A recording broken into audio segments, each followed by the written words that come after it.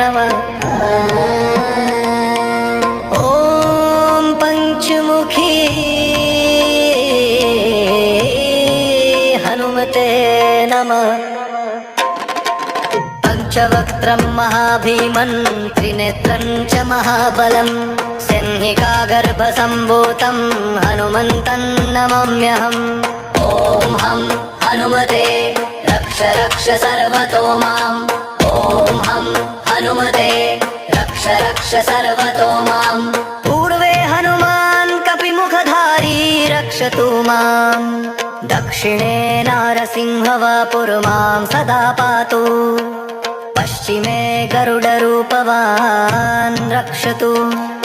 उत्तरदिशि वराहरूपः सदा रक्षतु माम्।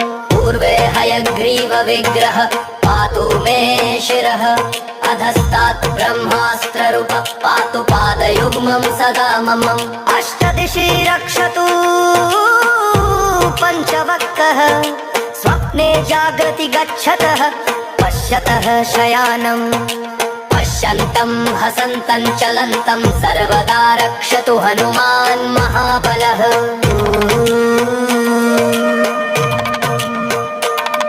ॐ अञ्जनीसुताय महाबलाय रामदूताय नमः।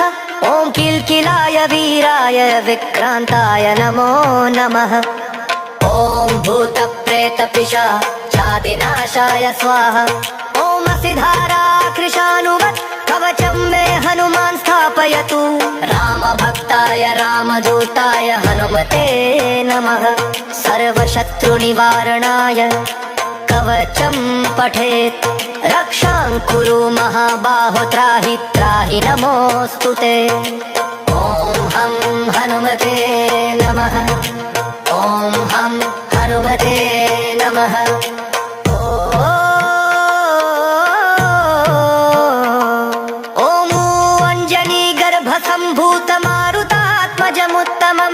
श्रीरामप्रियं भक्तं वन्दे लङ्काभयङ्करम्।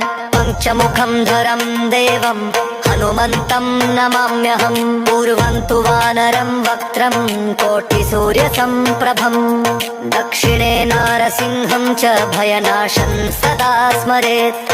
पश्चिमे गरुडं वक्त्रं वक्रतुण्डं महाबलम्। उत्तरं तु वराहं च कामरूपं महाबलम्। ऊर्ध्वं हयग्रीवमुखं शङ्खचक्रगदाधरम्।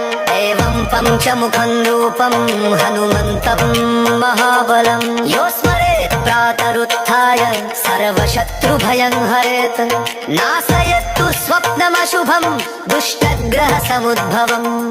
अभिचाराणि सर्वाणि मन्त्रतन्त्राणि भूतले। सापराद्धं न मुञ्चेत्तु पञ्चवक्त्रं हनुमतम्। यं यं चिन्तयते कामं तं तं प्राप्नोत्यसंशयम्।